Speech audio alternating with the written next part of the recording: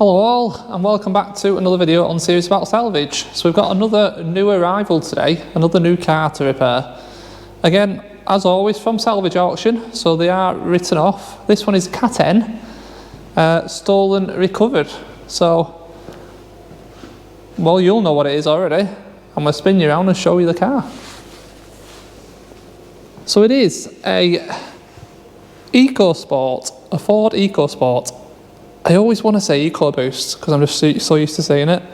This has actually got the Ecoboost in it, but these are called a Ford Ecosport. So yeah, 1 litre 3-cylinder Ecoboost engine. I think they're a little bit more power in these Ecosports, aren't they? There should be a sticker somewhere, but I need to find the paint code actually as well, or else I remember.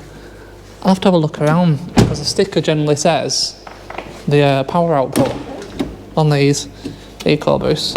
I'll have to have a look for it. Everything's a bit frozen. I do like this colour. It's a bit more ready on the camera, but in person it's like it's a metallic orange, or maybe even a pearl orange. It's hard to tell. But on first impressions, I like it. I like the DRLs. It's a titanium S, so as far as I'm aware, that's pretty high spec. Like I said, the 1 litre Ecoboost.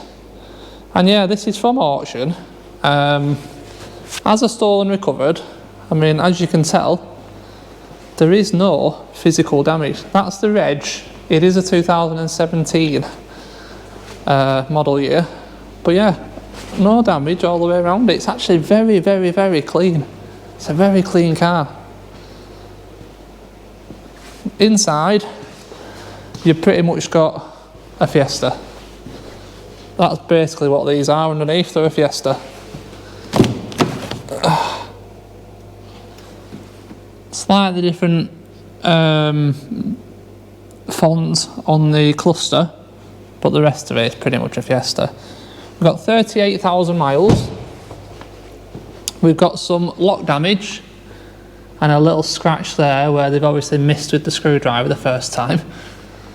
So I mean, a touch-up pen will sort that out. I can get a lock set. These are exactly the same again as Fiestas. You can buy about a lock with 2 blades, because this is keyless as well, so it makes it even easier. A lock with 2 blades, they're like 25 quid off eBay. Ridiculous really. 2 minutes to change them, and they're the only lock on these cars. And I'll tell you something I didn't know about these. Never been near one. Watch this. I mean, a lot of you'll probably know. The boot opens sideways. I did not know that. Did not know that at all. It's funky. But we've got locking wheel nut key. We've still got the glue for flat tyres, and we've got the compressor. So we've got a full set in there. No signs of any body damage anywhere. Like I said, it is a very clean car. Luckily as well, inside we've got the towing eye cover for the back, and we've also got the towing eye cover for the front, which the front is colour coded, so that was very good. We've got a set of plates. There's 3 sets of floor mats in this car. 3 sets.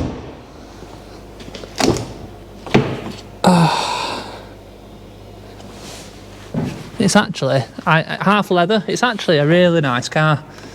And the Salvage company didn't check the under-seat compartment, because in here is the service portfolio, and it's fully stamped, full Ford main dealer service history. That was in there.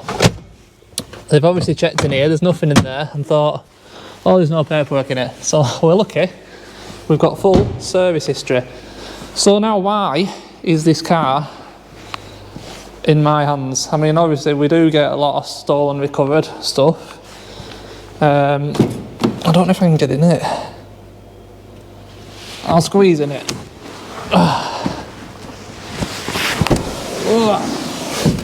I'll squeeze in. So yeah, good spec in here. It's got auto lights. I would suggest it's got auto wipers. Like I said, it is keyless. 1 key. Sorry if it's a bit dark. Does that make any difference? A little bit. But yeah, it is what it is. So there's our towing eye covers, which is very nice of them. It's very dirty in here, they always are when they're stolen and recovered. Got an armrest, 5-speed, and we even got an ambient air temp sensor that works correctly. So that's always nice.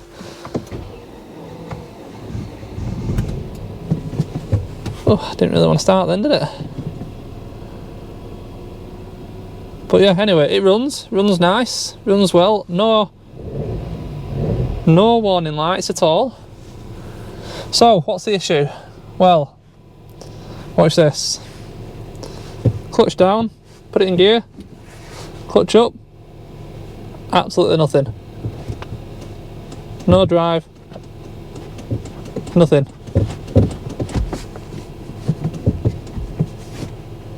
In reverse, got parking sensors, but again, absolutely nothing. Try second, nothing, nothing, nothing, nothing.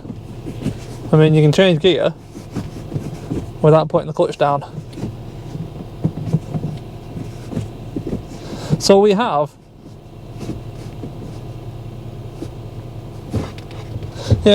some type of gearbox issue.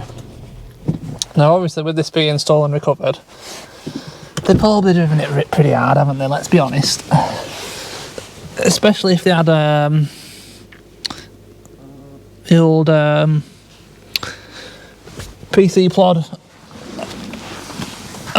chasing them. So, oh my lord. Right, I'm out. So yeah, we need to know now. We need to try and figure out why we're not getting any gears. So there's a few things we can check. Obviously, you've got your gear linkage. We've got pressure on the clutch pedal, so that feels like it's pushing the slave in and out. So I don't think there's an issue there. I mean, you could have stripped spline on drive shaft. There's a few different things, but I am prepared today that if we need to, we're pulling this gearbox out, because they might have just destroyed the clutch. Either way, worst case, I mean, the engine starts, the engine idles perfect, so it's not a dual mass issue. There's no issue on the engine side, it's definitely a gearbox side. Worst case, it's going to need a gearbox, which is fine, it's all within budget. So really the best thing to do now is, like I said, the first thing I want to do is check these gear linkages. And it's not the easiest thing to do, because obviously I can't be in the car and watch the gear linkages, and the gear linkages on these are right round the front of the engine. Where's my find my torch? They're right down at the front. I don't know if you can see the cables. No, you can't really see them. There's 2 gear cables down there. That black plastic box, the linkage is behind that. So that's the first protocol, see if it's actually selecting gears. Yeah, right, so I'm going to get it up in the air and do a little bit of investigation.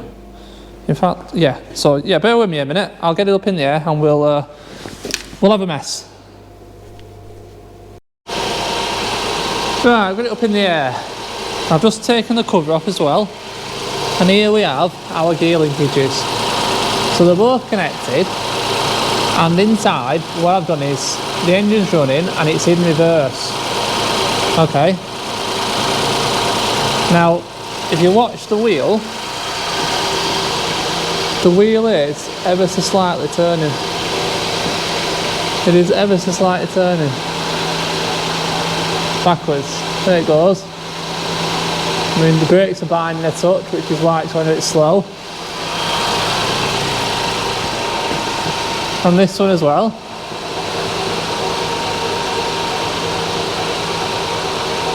So what I'm going to say, I'm going to say this clutch is completely fried. That's what I'm looking at here, I'm thinking, because the gear linkage is working, the wheels are turning, so I don't think the splines are stripped on either side of the shafts, and they're both turning. I think this has just got a completely fried clutch. They've just burnt it out. Can't think of anything else. I mean, obviously I can stop the wheel, no problem.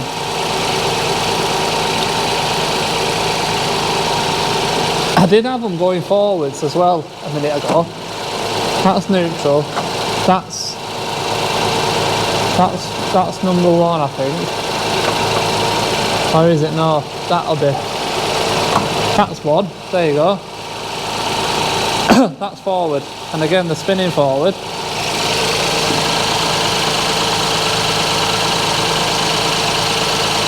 So to me, like I said,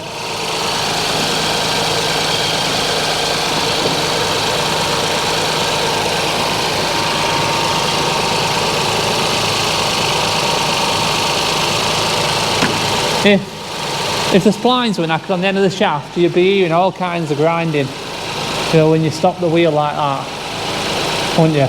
In my eyes, you'd hear the grinding. So the shafts are fine. Yeah, I'm pretty much certain it's got to be a fried clutch on it. It's got to be. So yeah, it looks like we're pulling this gearbox out, which is fine. So this morning, in preparation, oh, it's not here.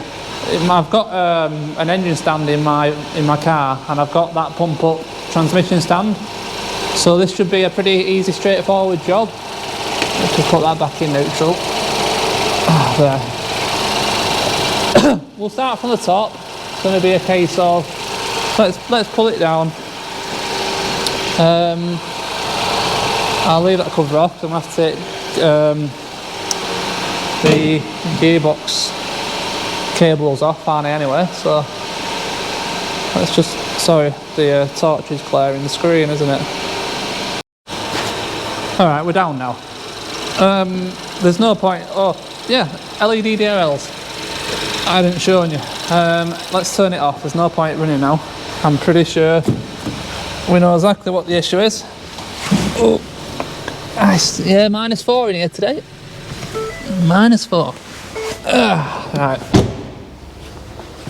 So first up, we're gonna pull the airbox, remove this pipe, remove ECU, battery tray, and that's going to give us great access to the top of the gearbox, where we can then get to the gearbox mounts. We can undo all the top of the bell housing, and then we can go under, disconnect gearbox cables,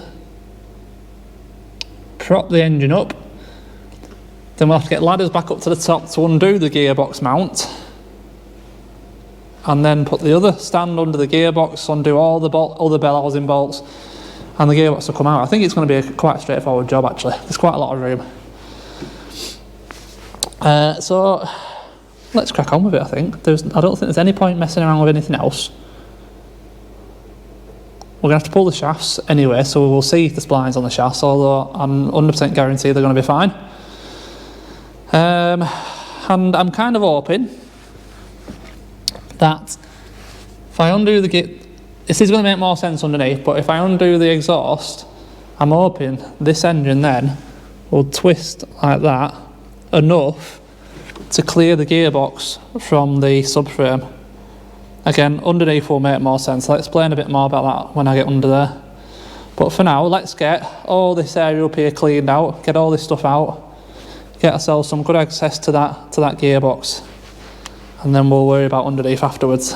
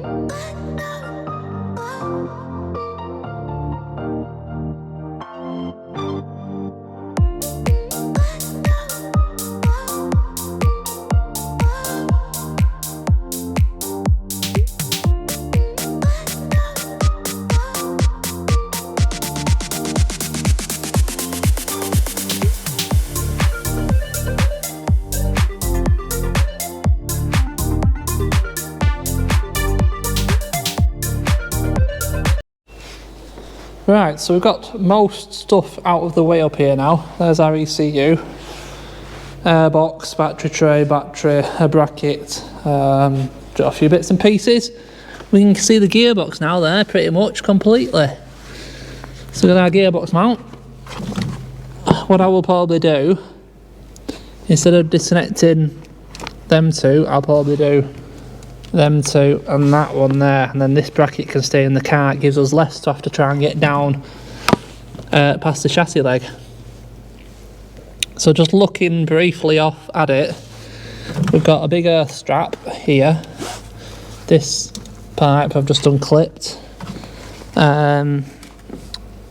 This screw there is part of a bracket by the looks of it, so I'm going to find the other fixings for that and remove that, because that's holding all this wiring on.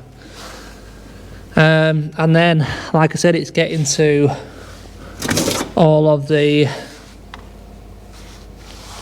bell housing fixings. They're all tucked up underneath all that pipe work. They all look accessible. Like I said, I don't think it's going to be all that difficult really. So I'll continue now and I'll get the top end all done, everything I can do, and then we'll continue recording on the other side, because it's a bit dark in here now and I can't really get you a good angle. So yeah, I'll update you shortly. Right, everything up top now is done. So I'll run you through what I was thinking of doing, but I've realised now it's not going to work. Now these gearboxes, obviously once you've undone all the bell housing, you've got to move the gearbox that way to get it off the spline and out of the clutch. Now the problem is the gearbox won't go that way because of the subframe, and you can't raise the engine because then it starts to hit the chassis leg. So what I was thinking of doing was disconnecting the exhaust, disconnecting the gearbox mounts, and then twisting the engine forward to bring this over here. But the distance that I need, I thought it was less than that, and I'm not going to be able to bring it over there. It's just not going to happen. All the coolant pipes and stuff like that, it's just not going to work. So what we're going to have to do is we're going to have to drop this subframe down and out of the way. So the plan is undo bottom ball joint on both sides, pull the shafts out of the hubs, and then pull the shafts out of the gearbox. We'll drain the gearbox first. That gets the shafts out of the way. And then we can undo this gearbox mount, because the top one's still on. Undo all the subframe and let the subframe drop. It'll probably drop to about here, I would have thought. I'm guessing about here. That'll give us clearance then for the gearbox to undo and go that way, and then down and out. And that's the plan. Now obviously to get this subframe down, I'm going to have to go inside and disconnect the steering column from the steering rack, and then hopefully it'll drop and it'll just hang on the anti-roll bar, on the anti-roll links, and it'll be fine. I'll have to take that exhaust, rub it off as well. Yeah, so it's a bit fiddly, but I don't think I'm going to get it to come. I'm not going to get the engine to come forward enough to be able to get it clear of the subframe. So quite a bit of work to do really,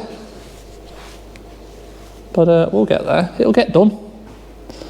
So yeah, what I'll do is I'll drop car now, I'll climb in, disconnect the steering column, and then we'll get underneath and start getting these drive shafts out. And obviously, like I said, drain the oil and go through exactly what I've just told you I'm going to do, basically. So let's keep going.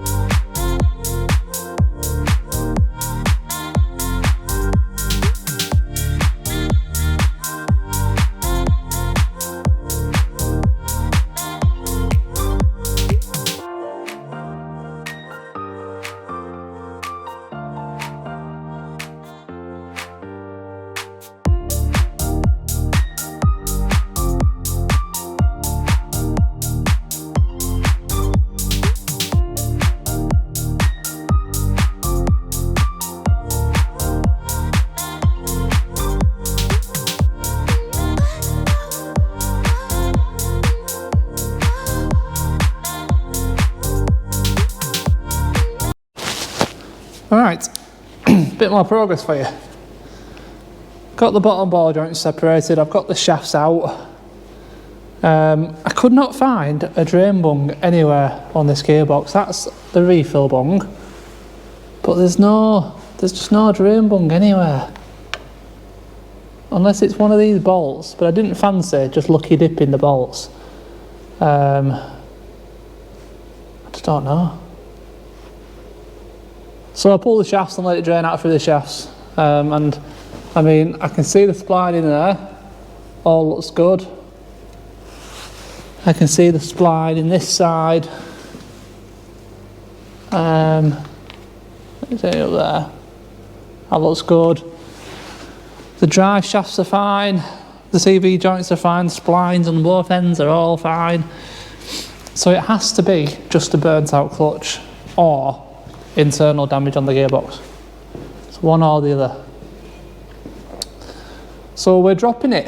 We're going to take it out. So what we got left to do? I've done the bolt on the steering column.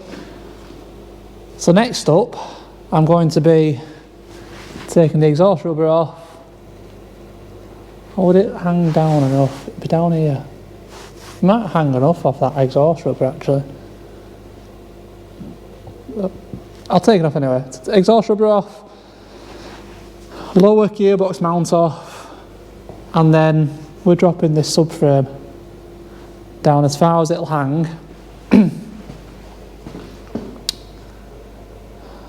And then it's just the rest of the bell housing bolts and the gearbox, and obviously propping it all up, and gearbox will come out.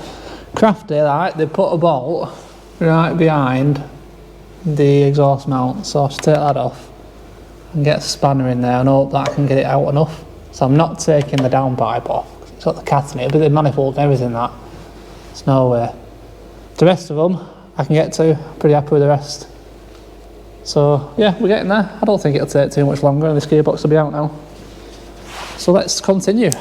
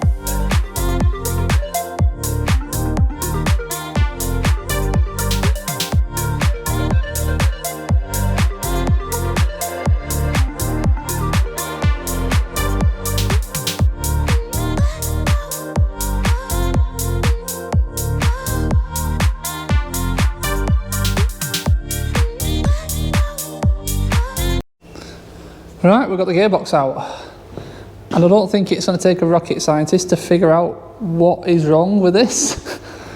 If we look in the bell housing, we've got a nice bit of clutch plate there. All this build up, that's all clutch plate, all that. So basically what has happened, here is your clutch plate and your pressure plate. Looks great, great clutch plate, turn it over. It's not even there anymore, it's gone. So absolutely, it's just separated and just come off. So this face, that's all missing, is the face that was against the pressure plate. It was that way around. And obviously we're going to change the pressure plate. So there's bits in there, bits everywhere, there's a bit there. And the flywheel side is all good, it's all fine. Got a little bit of heat transfer, which you get on any car. Don't matter how hard they've been driven. Bit of heat transfer, but there's no play in it. There's nothing wrong with that flywheel. So I'm very happy with the result actually. There's nothing wrong with this gearbox. All the spline is fine. Yep, feels great that. We're obviously going to change the concentric slave as well.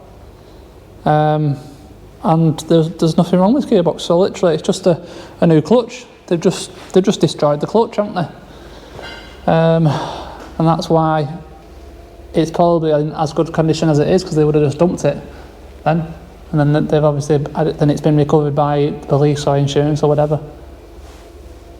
So best scenario really, this. Best scenario we could have asked for, a new clutch. Well, I suppose best would have been if gear linkages had popped off or something like that. But in terms of gearbox, a new clutch is a good result. So there we go. I suppose this is as good a place as any to end this video. And we'll make another one, putting it all back together. We'll get a full clutch kit for it. It's going to be a great car. This is going to turn out to be a cracker. Nice mileage, full Ford service history. It'll have a brand new clutch in it, fully serviced. It'll be a great car for someone going forwards. Yeah, I do like it. It's different. I love these types of repairs from Salvage because you're not bothered. You're not struggling getting panels or wings or bumpers and the colours. Do you know, if we had packs, mechanical stuff, I do enjoy doing. when it is mechanical. When it comes to electrical, I'm not great, but I do like doing a bit of mechanical stuff, and I think quite you guys enjoy watching the mechanical side of stuff. So hopefully you'll have enjoyed this video, and yeah, there'll be another one coming soon of us putting it back together, and we'll find out if it drives. So as always, thank you very much for watching, massively appreciated. I hope you've enjoyed. If you have, make sure you press that subscribe button. It's been quite a slow year on the subscribers, to be honest with you, but I have had quite a lot of spells of not doing videos this year through illness or various other things, so it's been a bit of a slow year, but yeah, as always, I appreciate you all. Thank you. Catch you in the next one. Cheers.